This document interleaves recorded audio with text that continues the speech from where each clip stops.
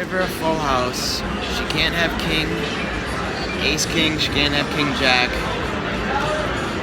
She could have the royal, but I beat everything else. And she rolls over the royal. Royal flush? Dude, I saw it. I saw it. I was like, I think she's got a royal flush.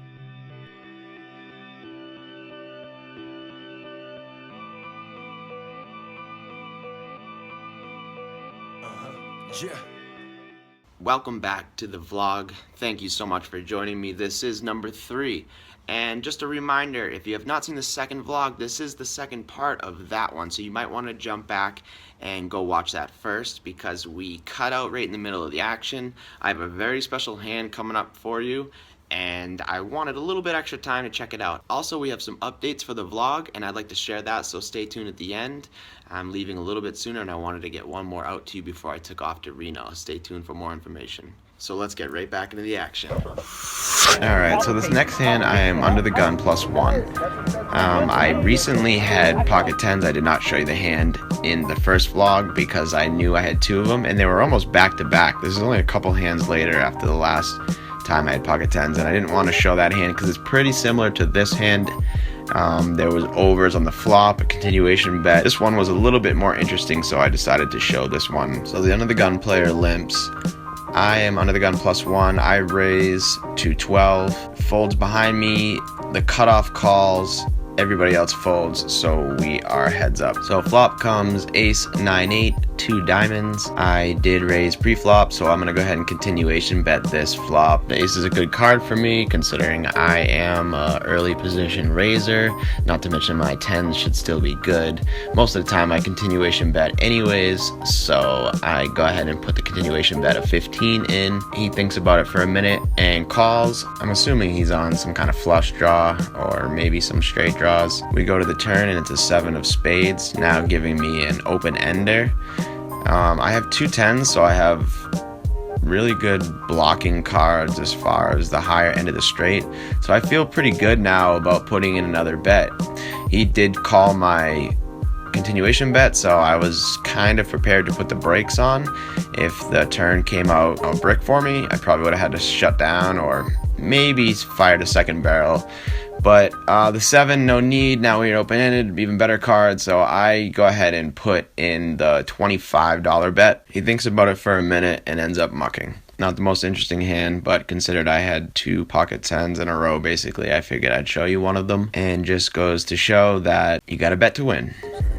Okay, one last hand before the big mother hand of them all. So I have king 7 in the big blind. It folds around to the button. He raises it to 12. Small blind folds. King 7 in my defender range for $10 more. Sure, why not? So I call. We go heads up to the flop. Flop is king jack 3 rainbow. I flop top pair, but into a raised pot with a shitty kicker. So I check. He makes a continuation bet of 15, and I think it's a little early to fold, so I call. Turns a 7 of diamonds, so I hit 2 pair, so I'm checking here to raise. Hopefully he's gonna bet. He does in fact bet out 30, so I put a raise in, min raise him to 60, and he snap folds angrily. You got 30?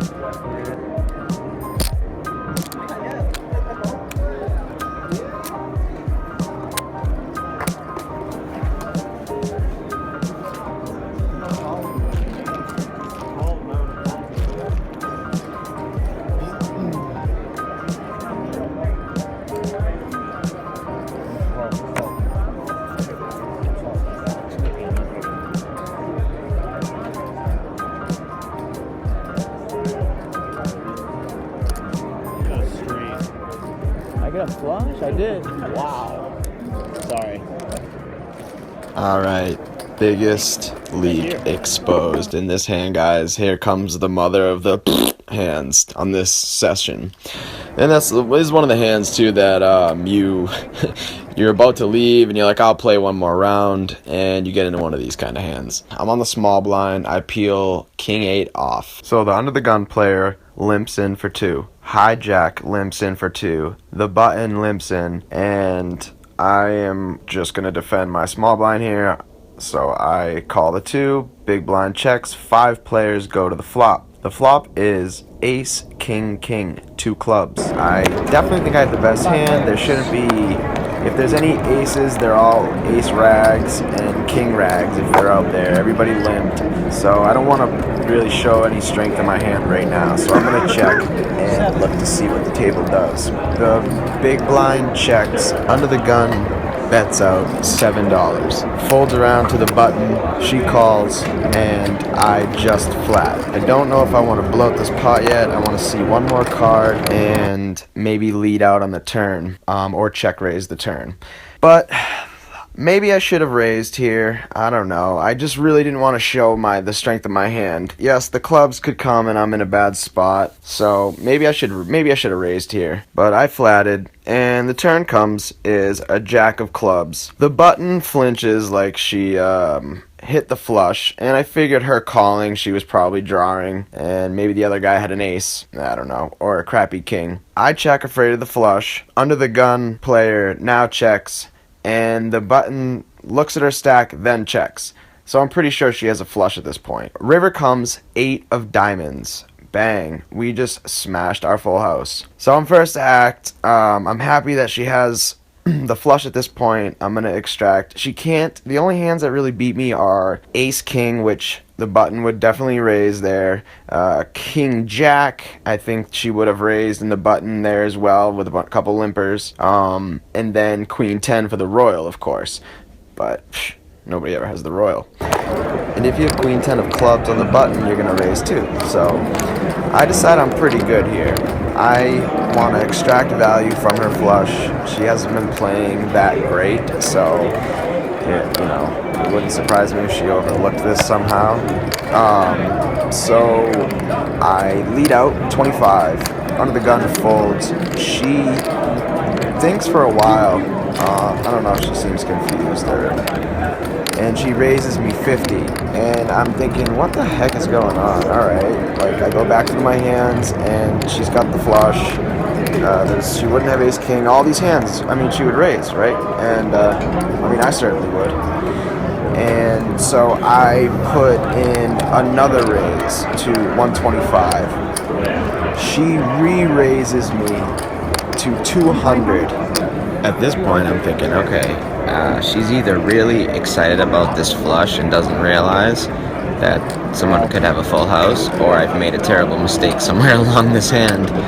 And so I just make the call, trying to slow down, and sure enough, she rolls over the goddamn queen 10 for the royal. She has the royal flush. I've never had somebody. I was trying to look up the odds of what it would be a full house and a royal at the same hand, and it's ridiculous. I couldn't find an exact answer, so I'm not going to put any numbers out there, but it's ridiculous.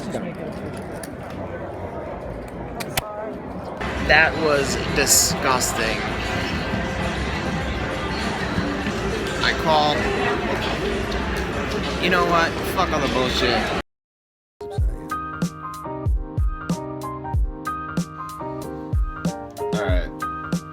Alright, so we're back home, and I just broke down this hand. I've talked about this hand like 7 million times, a bunch of my friends, and obviously editing this and watching it,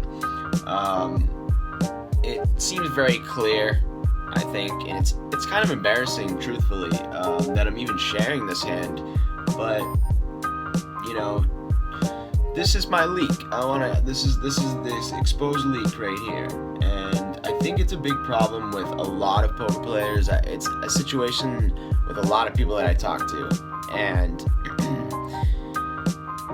there's many layers to this, so let me see, how can I break this down here? So first and foremost, in 1-2 games, there's really spazzy people sometimes. So things like just a shitty flush, people just go off the radar and will 5-bet, crazy stuff. So when it comes to like in a 1-2 game, is someone spazzing out versus do they have the royal? I'm typically going to lean towards they're always spazzing out. So that's one thing. The second thing is, as I analyzed these hands, I thought to myself, you heard me say it, Ace Jack beats me, King Jack beats me, and the royal beats me, right? So if you had any of those starting hands and there was limpers and you were on the button, I would raise. If I had Queen 10 on the button, I would raise. If I had Ace King on the button, I would raise. If I had King Jack on the button, I would raise. Facing 2 limps? Sure, totally. But that's what I would do, right? And this is the leak right here. This is my biggest problem in poker, is I think I would never do that. So I completely discounted those 3 hands. To me, this lady was just spazzing and I had it locked. But by the time she 5-bet me, I was like, okay, here we go. You know, I obviously screwed up, or maybe she's still spazzing. I had hope. I still had hope, honestly. And like I said, it's a little embarrassing because, well, first and foremost, you guys know the royal's coming up, so you see it the turn and you're like, oh, it's so clear, it seems it. And I guess that's why it's embarrassing to me. But when you're really deep in those moments and you're going off a read, I knew she hit the flush. Of course, I didn't think she hit the royal flush. I mean, you know how many times I've seen that board be like that, and no one ever has the royal. No one ever has the royal.